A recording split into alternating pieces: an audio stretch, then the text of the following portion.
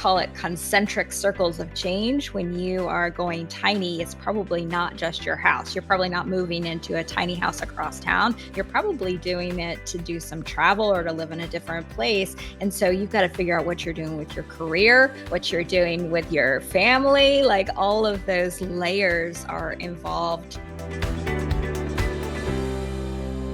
Hello, and welcome to What It's Like To, the podcast that lets you walk in someone else's shoes and live vicariously through their unique experiences. I'm your host, journalist Elizabeth Pearson Garr, and each episode I'll be asking a new interviewee all the what, why, when, and wheres of how they do what they do. If they can do it, so can you.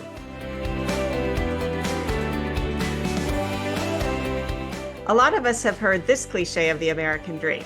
Get a good education so you can get a good job, make enough money so you can buy a house and afford everything you want to buy, work hard and eventually buy a bigger house, buy more things, on and on and on. But not everyone finds this scenario so dreamy. Some people actually choose to go the other way. My guest today, Laura Lynch, left a six-figure salary and a 2,300 square foot house on 10 acres for a tiny house, and now runs a firm that helps other people seek financial freedom through downsizing. Laura, welcome to my podcast. Hey, it's so good to be here, Elizabeth. I'm super thrilled.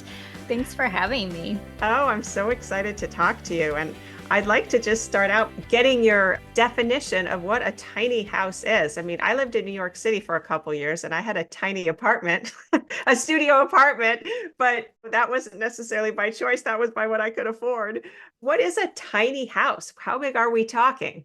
I think that's a great question. And I think it really depends on who you ask or who you're talking to. In my mind, tiny is more mindset really than square footage. And it's really just thinking about your space in a way that suits your needs and your values rather than kind of defaulting to that American dream that you just were talking about. And so I think a good definition is generally somewhere in the neighborhood of 400 square feet. But I really think about tiny houses as being those people that are in van life, that are living as digital nomads from their converted vans, people that are living in schoolies, which are bus conversions. There are people doing the digital nomad lifestyle through Airbnb or even house sitting. So there's just a lot of ways to sort of think about your home in a whole different manner these days. And so I really think of all of that as kind of a tiny house. So it's not just literally living in small quarters, more I of a think that, lifestyle. yeah, I think that most people would define it as 400 square feet or less, but I think of it more as the way people are approaching their roof. Okay. And what is it that appealed to you about changing up your lifestyle and downsizing everything? So, my tiny house actually just started as sort of a recreational thing. My husband and I bought some land out west. I had lived in Nevada when I was attached with the Air Force, and I fell in love with the open spaces of the West. And so at one point, I got very sort of itchy to have a little bit of wide open skies. And so my husband and I bought some land out west. And then we were like, well, what are we going to do with it? Because we don't have time to come here on our 2 weeks of vacation a year and build a house. So we decided to build our tiny house and to take it out to our land. That way we could hang out there a couple times a year, maybe on our vacations. Because And where were you then, living? Were you living on the yes, East Coast? in Florida. Okay. And so then what happened was that we had this epiphany through the pandemic, as so many people did, Yeah. about why are we spending so much of our lives and our energy focused on paying for this big house that we have when we have a space that's perfectly comfortable for us and a place where we would rather live, frankly. And so how do we kind of put the steps in place to get to that tiny house full time? So the tiny house really started out not as a, hey, we're going to go tiny, but really just a place to stay. And then it turned into a dream to downsize out of our larger space in order to have the lifestyle freedom. So I imagine a lot of people hear this and think part of it sounds appealing and part of it sounds really constricting.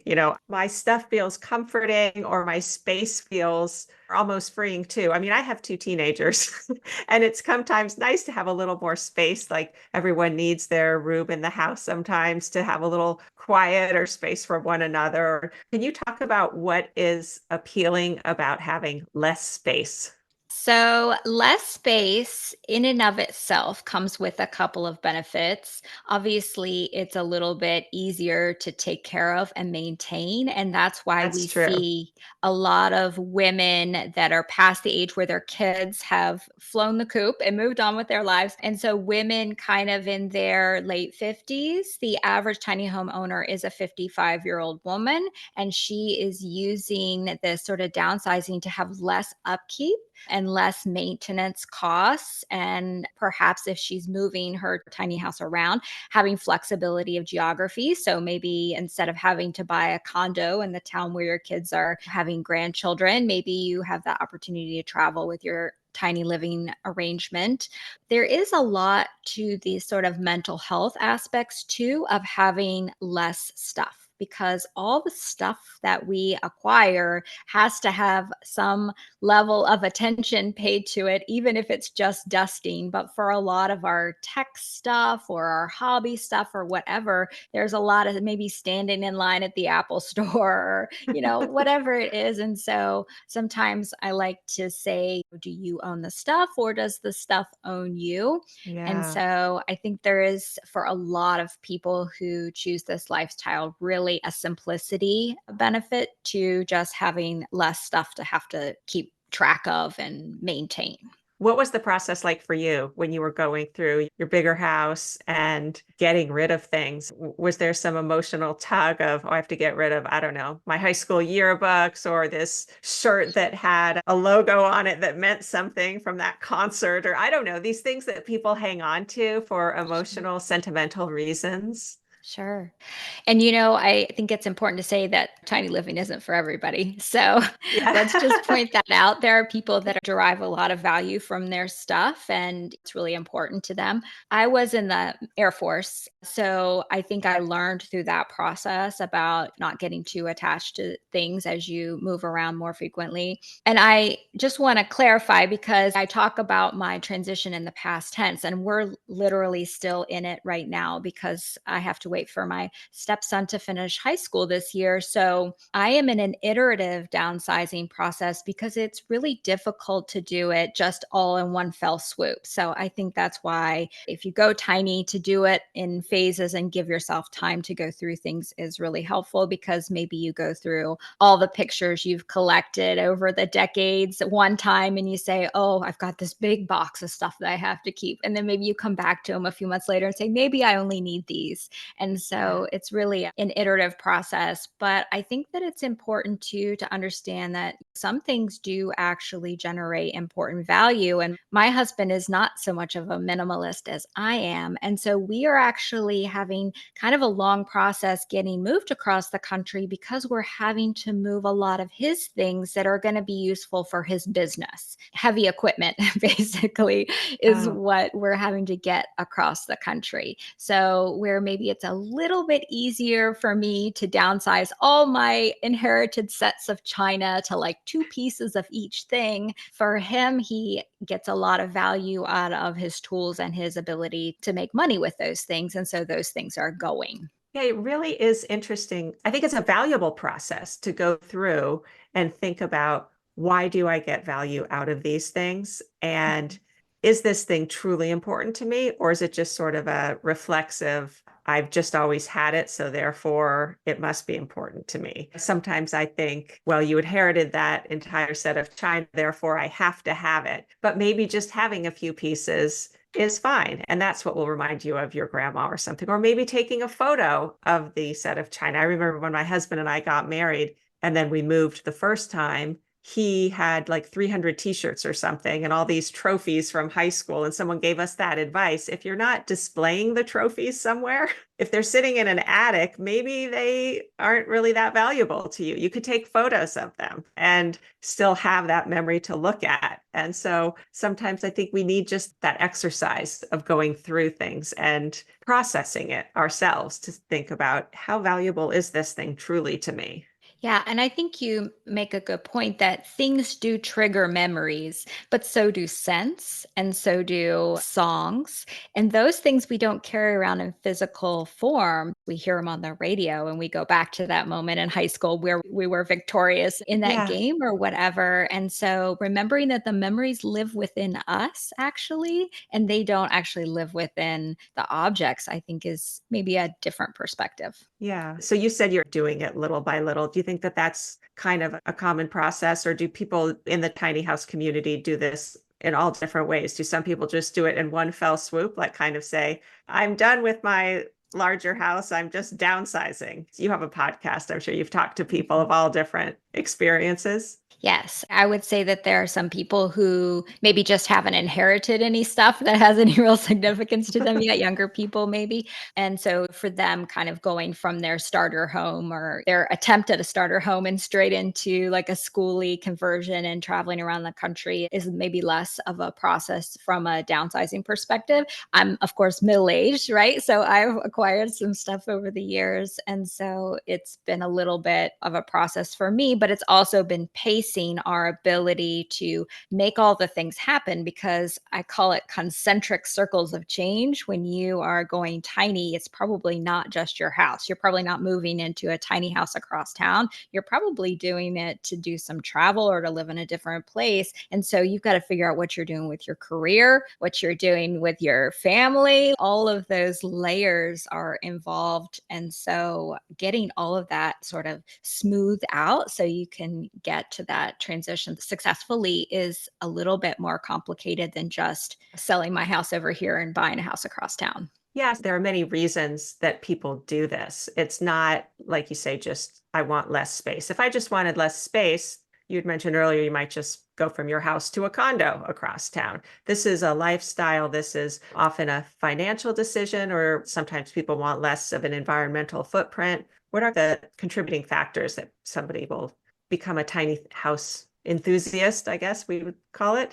I think you mentioned a number of important ones. Sustainability is something on folks' mind. The simplicity that I mentioned earlier, the Uh-huh. travel opportunity, the lifestyle shift, the financial benefits. I think in this moment of this really critical housing situation that we have, with housing being so expensive and interest rates being what they are, and there's just too little supply for demand, it's creating an opportunity for people to reconsider what home looks like. And so that gives them an opportunity to reconsider whether or not they want to have, a 30-year mortgage lease to control the flexibility that they want to have in their lives. And so I think a lot of it is about the affordability crisis. And a lot of it is about the desire to travel or to be less tied down in some way. So, definitely just a shift that we're seeing largely created by just what's going on in housing at the moment. And of course, HGTV has had a huge impact too. Is that true? Just the exposure from television. Yes. And there's a Interesting. number of really fantastic tiny house festivals that go on. And so people get the opportunity to see them and walk through them and get the sense of, hey, could I live like this? So it's definitely been a growing movement, but the media exposure and sort of the idealistic tiny homes that we see on YouTube hasn't hurt. That's so interesting. We were talking before about downsizing. What are some of the essential elements you need, though? We don't need so many things, but certainly there are a few things that we always need. What are those? I'm sure that this is a little bit different for every person, but obviously you have to have clothes that fit the climate where you're going to be. And if you're going to be traveling with your tiny house, whether that's a van or a tow behind tiny house or what have you, you have to be prepared for where you're going to be going. So there's that piece. I have a lot of focus around cooking healthy food. So my kitchen was really important to me when we were building our tiny house. And so making sure that I'm keeping the important tools in my kitchen has been really important to me. Different tiny homes have different luxury elements. Custom tiny home builders are doing a great job of focusing on the goals and the lifestyle of their clients when they're building their homes. So, for example, I really enjoy my jetted tub in my tiny house, as well as my heated floors, because my Wow. tiny house is out in New Mexico and it does get snowy out there. And so the radiant floor heat is the best. So that's unexpected. It did. I love it. But you Yes. put in your priorities. That's great. Yes. So typically, do people just buy a property and build a tiny house on it? I'm just trying to think of how this actually works in the real world. Sure. So when we talk about tiny houses specifically, as opposed to like the van life, the schoolie, or Correct. the other Yeah. ideas there, tiny homes are in the midst of a really grassroots legalization effort. I volunteer with the Tiny Home Industry Association that is doing a great job of helping different municipalities write in the legislation or the county code or what have you to allow tiny houses. And very often, what we're seeing happening in more urban areas is tiny houses being added as ADUs, or accessory dwelling units. So, allowing a homeowner to put a tiny house on their property in their backyard to allow for affordable housing. So, going back to that housing crisis again.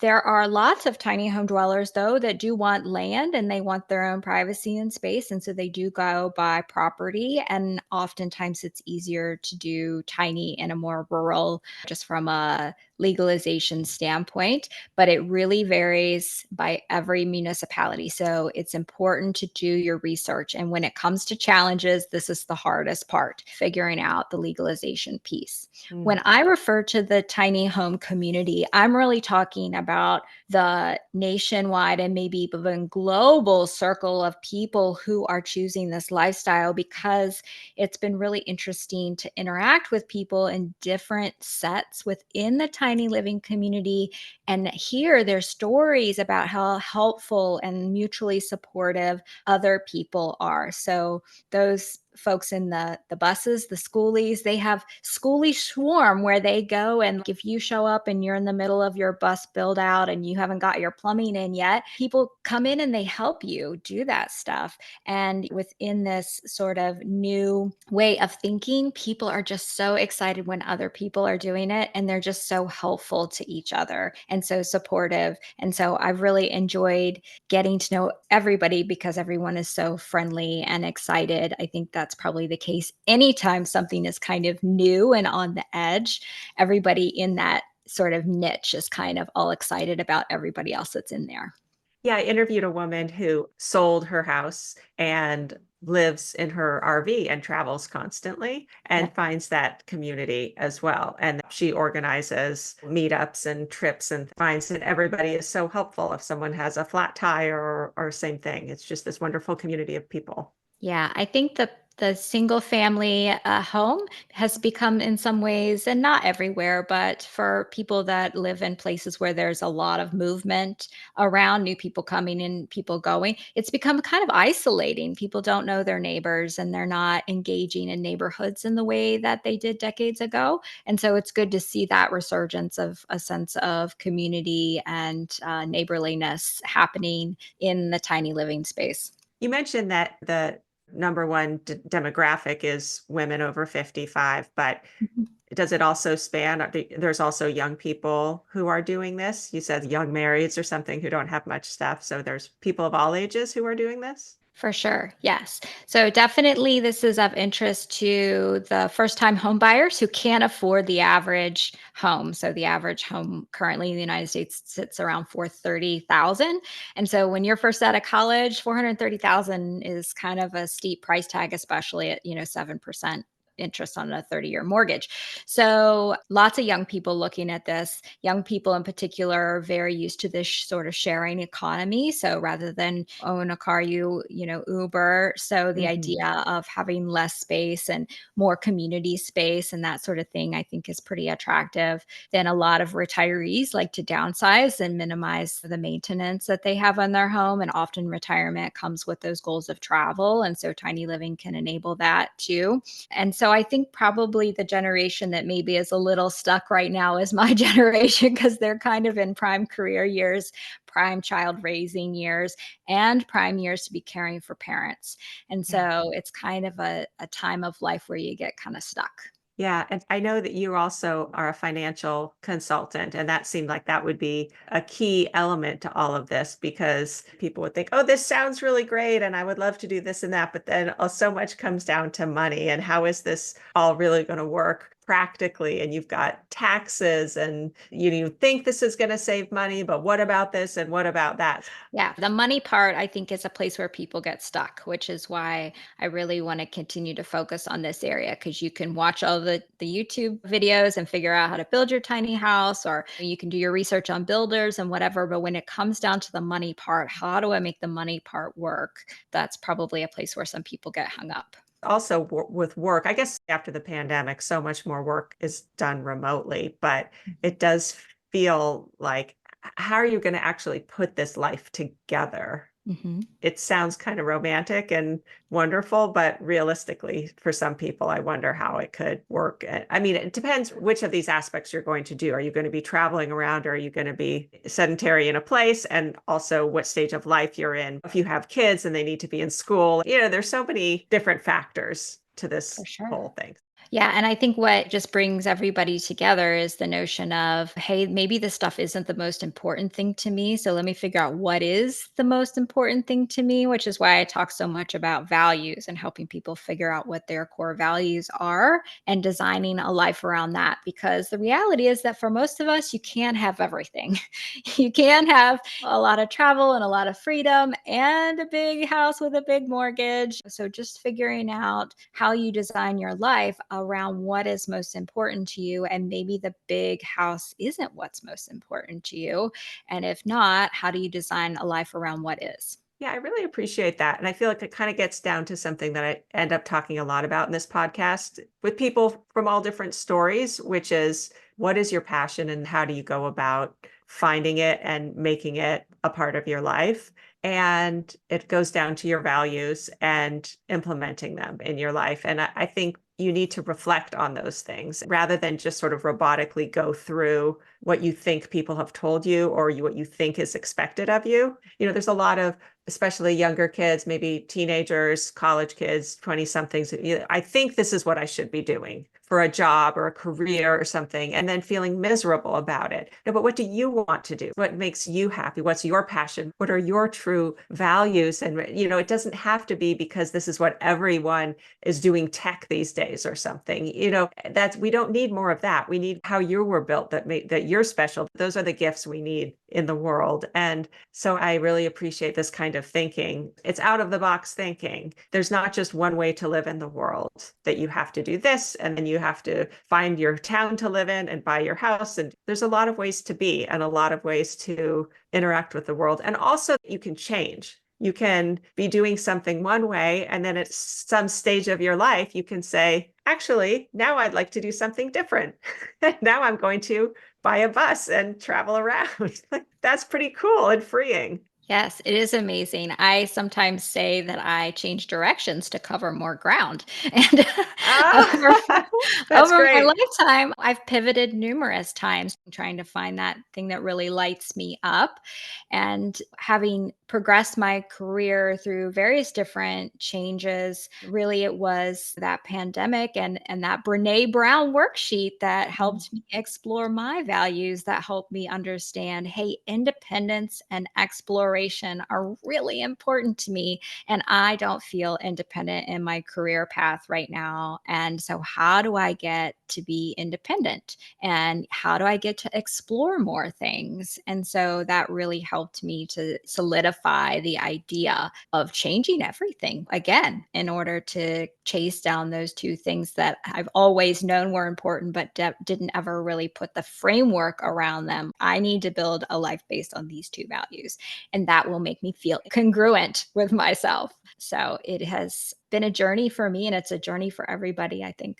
Yeah, that's a great way to put it because then when you have your sort of core values at the top, when you know you're making other sacrifices, then you realize, well, they're kind of worth it because they're for this purpose rather than just feel like you're kind of flip-flopping around and thinking, well, this isn't quite working and that's not quite working and everything feels a little bit like it's being sacrificed. But no, there's a reason because these are the things I'm working for.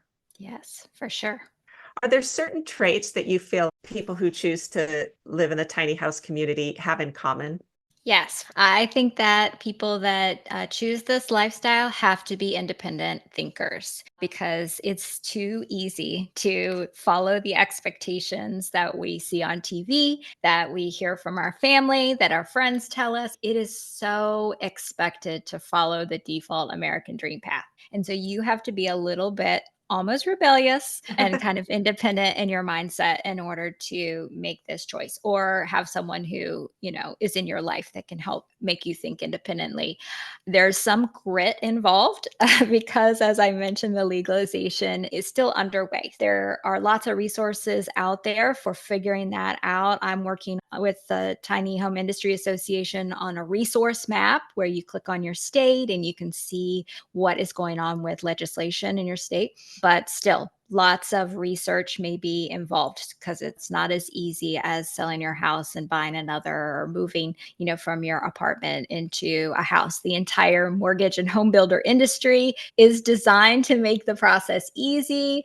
Going into a tiny house is not as easy. So a little bit of grit is required. And I think there's a lot of intention. People that live in tiny living are thoughtful about how they're designing their life because it is a choice that is not kind of the standard run of the mill choice. And so they've done it intentionally for specific reasons. And so that would be another quality that I see.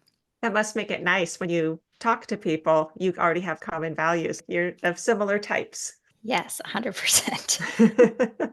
Are there any things that you feel like you miss from your bigger house that you think about on kind of a daily or weekly basis? Like, oh, that would still be nice. So, one of the things that has been super enjoyable in my larger house has been my screened in porch. We do get to spend a lot of time outside at our tiny house. And so I think we'll be adding some additional outdoor spaces, maybe screened in porch element to just be able to spend more time outdoors because this is really important to me. I don't know if this is an easy thing to do, but if there's a way that you could kind of compare a day in the life of your big house to your tiny house, what would be the biggest difference of living in the two houses? I will definitely answer that question. When you were starting to ask the question, it occurred to me that one thing that should be mentioned is that you can try this out, that there's lots of tiny houses on Airbnb and other rental communities. So if you're curious about it, you can go try it out. Good point. I think the biggest difference for me is the less walking, just doing the laundry and doing the normal routines in the kitchen and stuff, I feel like I just am walking all the time. And so in the tiny house, everything is very compact. The laundry is very close to the kitchen. And so it's not kind of like I'm wandering. How you walk from room to room and you forget why you went in that other Yes, room right. sometimes? I don't have that happening as much because everything is a little bit more compact. But really, the deep difference is the fact that moving to tiny living has enabled me to launch my podcast, to launch my firm. It is all tied together. Without doing the tiny living thing, I would have been paying for my big house for another 25 years, and I would not have had the courage to step out on my own and become my independent, self employed person. And so I'm literally so grateful for this opportunity that we created without even knowing what we were doing at the time, that I get to become my truest self through this change. And so it is just hugely impactful for me. That is fantastic. It's so much more than just a change of an address. It sure is. Well, thank you, Laura. I've learned so much, and I really appreciate all of your knowledge about this. You're truly such a well-versed spokesperson in this topic. So thank you. Well, thank you for having me, Elizabeth. It's been a great pleasure.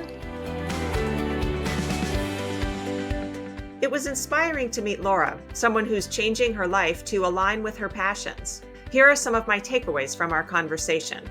Number one, having less stuff doesn't just mean less to keep track of, clean, and maintain. It also means less mental strain. Do you own your stuff, or does your stuff own you? Two, if you're having trouble getting rid of a certain item, you can ask yourself, is this thing truly important to me, or am I just attached to it because I've had it for a long time? Memories live within us, not within objects. 3. Rather than just doing what you think is expected of you, live with intention. Figure out your core values and design your life around them. 4. Don't try to fit yourself into some pre-designed mold. The world needs each of us with our unique talents and passions and gifts. And finally, number 5. You can always change your mind about what you want to do. As Laura said, she changes directions to cover more ground. I'd like to thank Laura Lynch for teaching me so much about tiny living. If you'd like to learn more about it or get in touch with Laura, go to the show notes for this episode. We have links to Laura's website and lots of information there. If you want to listen to more conversations about living with less, check out episode 34 with Deanna Yates, a minimalist, and episode 70 with Janelle Jones, who traded in her house for an RV. If you haven't yet subscribed to this podcast, please do, and please tell a few friends about it too. I'm Elizabeth Pearson Garr. Thanks for being curious about what it's like.